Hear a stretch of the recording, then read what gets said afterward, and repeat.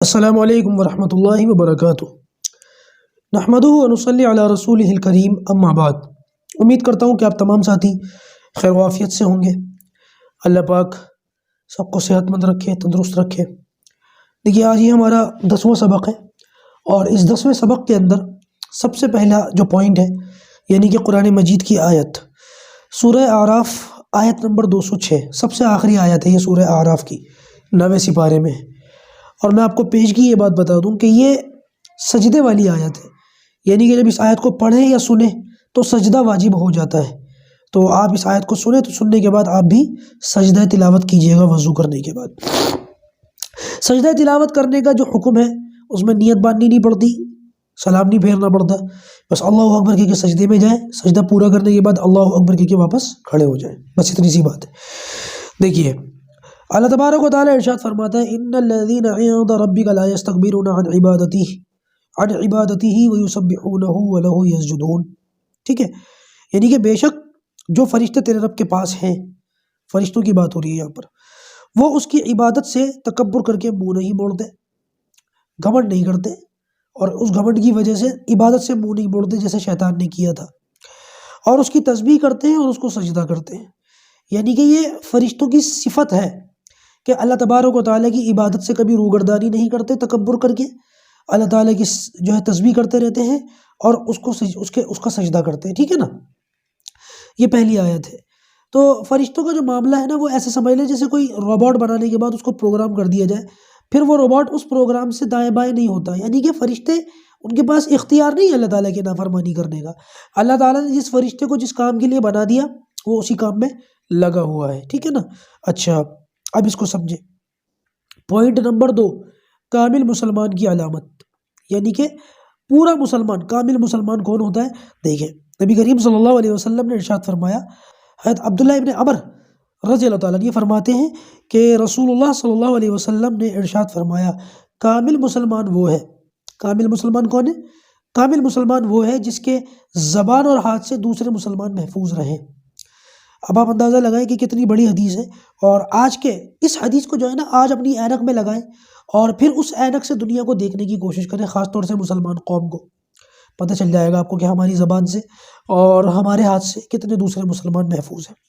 صحیح بخاری جلد نمبر 1 صفحہ نمبر 6، کتاب الایمان۔ بہت زبردست حدیث ہے بھائی، اس پر غور کریں۔ اللہ تبارک و تعالیٰ ہمارے شر سے بھی لوگوں کو محفوظ رکھے۔ ہم یہ دعا تو مانگتے ہیں، یا اللہ دوسروں کے شر سے مجھے محفوظ فرما، لیکن یہ دعا بھی مانگا کرو، یا اللہ میرے شر سے دوسروں کو محفوظ فرما۔ بڑی جو ہے نا زبردست دعا ہے۔ اچھا بھائی، تیسرا پوائنٹ ایمانیات، یعنی کہ عقیدہ۔ آیت فرشتوں کے بارے میں آئی تھی، تو ایمانیات کے اندر یہ بھی جو ہے فرشتوں کے بارے میں ہے کہ اللہ تعالیٰ نے ان کو نور سے پیدا فرمایا ہے۔ فرشتے اللہ تعالیٰ کی مخلوق ہیں، اللہ تعالیٰ نے ان کو نور سے پیدا فرمایا ہے۔ یہ ہماری نظروں سے غائب ہے، ہمیں نظر نہیں آتے، لیکن وہ ہمیں دیکھ سکتے ہیں، ہم ان کو نظر آتے ہیں۔ میں آپ کو ایک تھوڑی سی ایکسپلینیشن دے دوں، ہمارے علاوہ 2 مخلوقات اور ہیں جو ہمیں نظر نہیں آتی، جنات اور فرشتے۔ تو ہم سب کو نظر آتے ہیں، جنات ہمیں دیکھ سکتے ہیں، فرشتے ہمیں دیکھ سکتے ہیں، ہم دونوں کو نہیں دیکھ سکتے۔ اور جنات کا معاملہ ایسا ہے کہ وہ انسانوں کو تو دیکھ سکتے ہیں، لیکن جناتوں کو بھی فرشتے نظر نہیں آتے، یعنی فرشتے ہم سے بھی چھپے ہوئے، جناتوں سے بھی چھپے ہوئے۔ جنات ہم سے چھپے ہوئے لیکن فرشتوں کو دکھتے ہیں، اور ہم لوگ ہم سب کو دکھتے ہیں۔ فرشتے کسی کو نہیں دکھتے، نہ جنات کو نہ ہم کو، انسانوں کو۔ ٹھیک ہے نا۔ تو یہ اللہ تبارک و تعالیٰ کا معاملہ ہے، کچھ چیزوں کو اللہ تعالیٰ نے چھپا دیا ہے ہم سے۔ تو یہ اللہ تعالیٰ نے ان کو جو ہے نور سے پیدا کیا ہے، یہ ہماری نظروں سے غائب ہے، اور ان میں جینڈر نہیں ہوتا، نہ یہ مرد ہوتے ہیں نہ یہ عورتیں ہوتی ہیں، ان میں کوئی مرد نہیں ہوتا، ان میں کوئی عورت نہیں ہوتی۔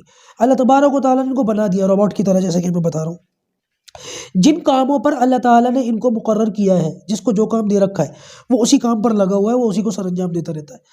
کوئی فرشتہ کسی کی حفاظت میں لگا ہوا ہے، وہ اس کی حفاظت کرتا رہتا ہے۔ کوئی فرشتہ پیدا ہوتے ہی سجدے میں، تو وہ قیامت تک سجدے میں رہے گا۔ کوئی فرشتہ پیدا ہوتے ہی رکوع میں گیا تو وہ قیامت تک رکوع میں رہے گا۔ کوئی فرشتہ منکر نکیر ہے، کوئی جو ہے اس طریقے کے کرامن کاتبین ہے، کام پر لگے ہوئے سارے فرشتے، جس کو جس کام پر اللہ تعالیٰ نے لگا دیا وہ اسی میں مشغول ہے۔ ٹھیک ہے نا، اسی میں مصروف ہے۔ پھر یہ فرمایا کہ اور ان میں اللہ تعالیٰ کی نافرمانی نہیں ہے، اللہ تعالیٰ کی نافرمانی کا عنصر نہیں ہے۔ جیسے کہ میں نے بتایا نا، ان کو اختیار نہیں ہے کہ یہ نافرمانی کر سکے، آپشن ہی نہیں ہے ان کے اندر، یہ آپشن انسان کے اندر ہے صرف۔ ان کی تعداد اللہ تعالیٰ ہی کو معلوم ہے، کتنے ہیں یہ فرشتے، تعداد کتنی ہے انسانوں کو نہیں پتہ، ان کو گنا نہیں جا سکتا، بہت ہے، بے شمار ہے۔ ایک سیرت کورس کے اندر میں نے بتایا تھا نا کہ 7ویں آسمان پر بیت معمور ہے بیت اللہ کی طرح، 70,000 فرشتے روزانہ اس کا طواف کرتے ہیں، اور جو فرشتہ ایک مرتبہ اس کا طواف کر لے قیامت تک پھر اس کا نمبر نہیں آتا۔ اب اس سے تعداد کا اندازہ لگا لیجیے کتنی تعداد ہوگی ان کی۔ البتہ ان کے اندر 4 بڑے فرشتے ہیں، نبی کریم صلی اللہ علیہ وسلم نے ہمیں بتایا 4 فرشتے بڑے، ان چاروں میں بھی حضرت جبرائیل سب سے بڑے، ٹھیک ہے نا۔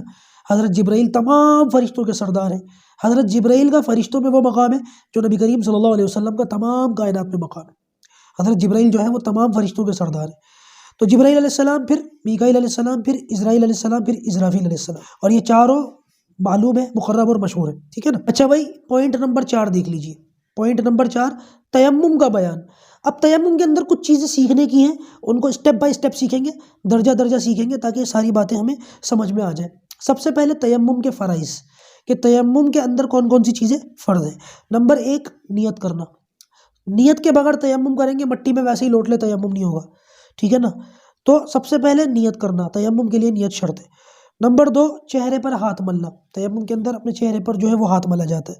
اور نمبر 3، بازوؤں پر ہاتھ ملنا، ٹھیک ہے نا۔ بازو کا مطلب یہ ایسے، ٹھیک ہے، بازوؤں پر ہاتھ ملنا۔ تو یہ 3 مرتبہ جو ہے، یہ 3 چیزیں جو ہے تیمم کے اندر فرض ہے۔ اچھا جی، فرض میں نے بتا دیے، اب تیمم کی سنتیں بھی سن لیجئے۔ تیمم کے اندر جو ہے نا 5 سنتیں، کتنی؟ 5۔ سب سے پہلے بسم اللہ کا پڑھنا، تیمم کرنے سے پہلے بسم اللہ پڑھیں، یہ سنت ہے۔ نمبر 2، پے در پہ تیمم کرنا، یعنی کہ تیمم کے اندر جو 3-4 کام میں نے بتایا نا ابھی، ان کو لگاتار کریں۔ ایک کام کرے پھر کسی اور کام میں مشغول ہو گیا، اور پھر دوسرا کام کرے پھر کسی اور کام میں مشغول، لگاتار کرے۔ تیمم شروع کرے تو پھر پورا کرے، بیچ میں جو ہے نا کسی قسم کی آلسی یا کوئی اور دوسرا کام اس میں مصروف ہو جانا، یہ نہیں کرنا چاہیے۔ نمبر 3، ترتیب سے تیمم کرنا، یعنی کہ نمبر وائز تیمم کرنا، پہلے یہ کرنا، دوسرے نمبر پر جو چیز ہے اس کو دوسرے نمبر پہ کرنا، پھر جو تیسرے نمبر پر چیز ہے اس کو تیسرے نمبر پہ کرنا، اس طریقے سے۔ پھر نمبر 4، مٹی پر ہاتھوں کو حرکت دینا، تیمم مٹی سے کیا جاتا ہے نا، اور بھی کچھ چیزیں ہوتی ہیں مٹی کے علاوہ، بعد میں بتاتا ہوں ابھی انشاءاللہ۔ تو فی الحال مٹی لے لیتے ہیں کہ مٹی کو جو ہے نا جس سے بھی تیمم کر رہا ہے، کچا ڈھیلا مٹی، اس کے اوپر ہاتھوں کو حرکت دے۔ نمبر 5، انگلیوں کا خلال کرنا، تیمم کے اندر انگلیوں کا بھی خلال کرے، جب ہاتھوں کا خلال کرے تو انگلیوں کا بھی خلال ساتھ میں کر لے۔ اچھا بھائی، تیمم کی شرطیں بھی سمجھ لیجیے، فرض بتا دیے، سنتیں بتا دی، اب شرطیں سن لیجیے۔ تیمم کی شرطیں، نمبر 1، نیت کرنا۔ نمبر 2، جس پر تیمم کرنا ہو وہ زمین کی جنس ہو، جس چیز سے بھی تیمم کرنے کا ارادہ ہو وہ زمین ہی کی جنس ہو، زمین ہی سے نکلی ہوئی کوئی چیز ہو، ٹھیک ہے نا۔ نمبر 3، ہاتھوں کا اکثر حصہ چہرے اور بازوؤں پر پھیرنا، ہاتھوں کا اکثر حصہ، یہ ہتھیلی ہے نا، اس کا اکثر حصہ اپنے پورے جو ہے چہرے پر اور بازوؤں پر پھیرنا، یہ نہیں کہ خالی 3-4 انگلیاں لگا دی تو ہو گیا، ایسے نہیں کرنا، اکثر حصہ جو ہے وہ پھیرنا۔ نمبر 4، 2 دفعہ ہاتھ زمین پر مارنا، جب چہرے کے لیے تیمم کریں گے تب الگ ہاتھ ماریں گے، اور جب ہاتھوں کے لیے تیمم کریں گے تب الگ ہاتھ ماریں گے، ٹھیک ہے نا، 2 دفعہ جو ہے وہ زمین پر ہاتھ مارنا۔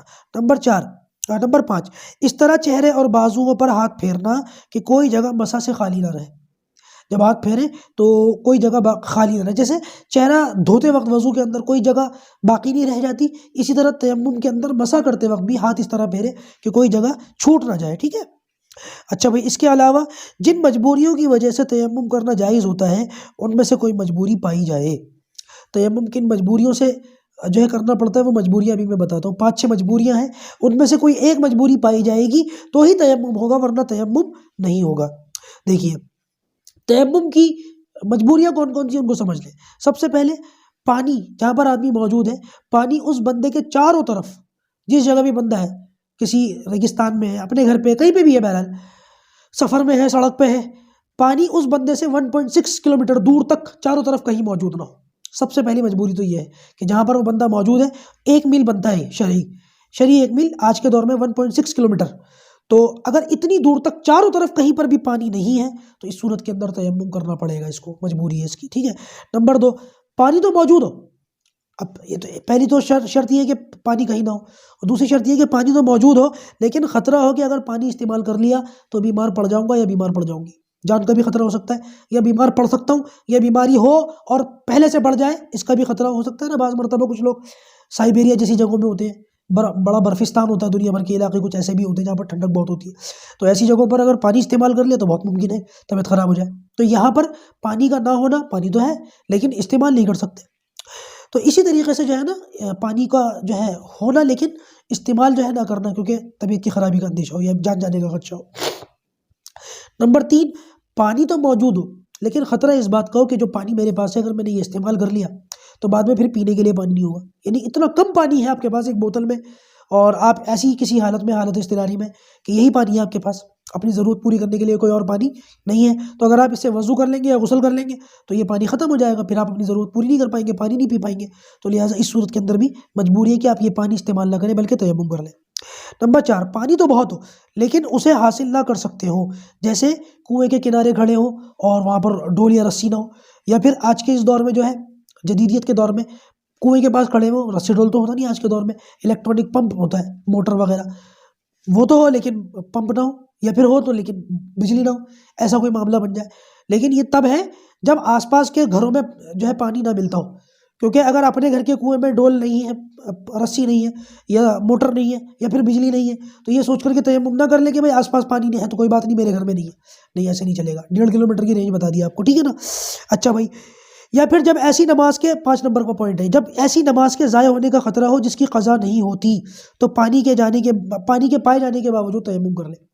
جنازے کی نماز، عید کی نماز، عید الفطر کی نماز، عید الاضحیٰ کی نماز، یہ وہ نمازیں ہیں ان کی قضا نہیں ہوتی، یہ نمازیں باجماعت ہی پڑھی جاتی ہیں، اکیلے نہیں پڑھ سکتا کوئی بندہ، تو لہٰذا اس صورت کے اندر جب بندہ باوضو تھا اور وضو ٹوٹ گیا یا وضو تھا ہی نہیں اس کا، اور وہ ایسے موقع پر آیا کہ اب اگر وضو کرے گا، پانی ہے کر بھی سکتا ہے، لیکن اگر وضو کرے گا تو اس صورت کے اندر اس کی یہ نماز چھوٹ جائے گی، تو لہٰذا ساری قدرت ہونے کے باوجود تیمم کر لے، وضو نہ کرے، کیونکہ اگر وضو کرنے میں بیٹھے گا تو بہت ممکن ہے یہ نماز چھوٹ جائے، ٹھیک ہے نا؟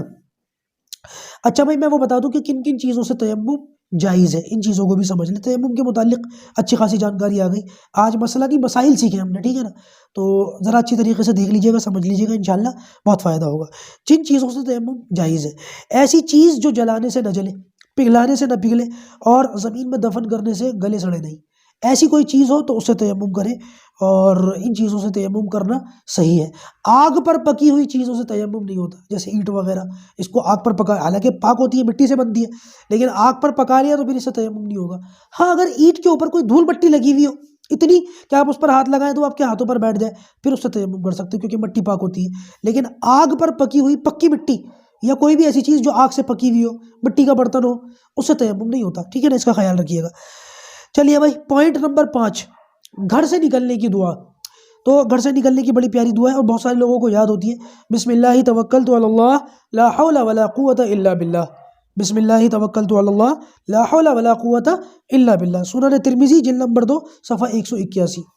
بہت پیاری دعا ہے، گھر سے نکلتے وقت جو ہے نا، کبھی بھی نکلے تبھی یہ دعا پڑھے۔ ترجمہ: اللہ کے نام کے ساتھ میں اللہ تعالیٰ پر بھروسہ کرتا ہوں یا کرتی ہوں، بے شک گناہوں سے بچنے اور نیکی کی طرف آنے کی قوت اللہ ہی سے ملتی ہے، ٹھیک ہے نا؟ تو آج ہمارے یہ 5 پوائنٹس پورے ہو گئے، اور پتہ نہیں، میں ڈر بھی رہا تھا کہ کہیں کلاس بہت لمبی نہ ہو جائے، تھوڑی لمبی بھی ہو گئی، لیکن میرے بار بار ذہن میں یہ آ رہا تھا کہ کہیں اس کے 2 حصے نہ کرنے پڑ جائے، کیونکہ تیمم کی اچھی خاصی ڈیٹیل اس کے اندر آ گئی ہے۔ اللہ تبارک و تعالیٰ ان باتوں پر ہمیں عمل کی توفیق عطا فرمائے اور دوسروں تک پہنچانے کی بھی توفیق عطا فرمائے۔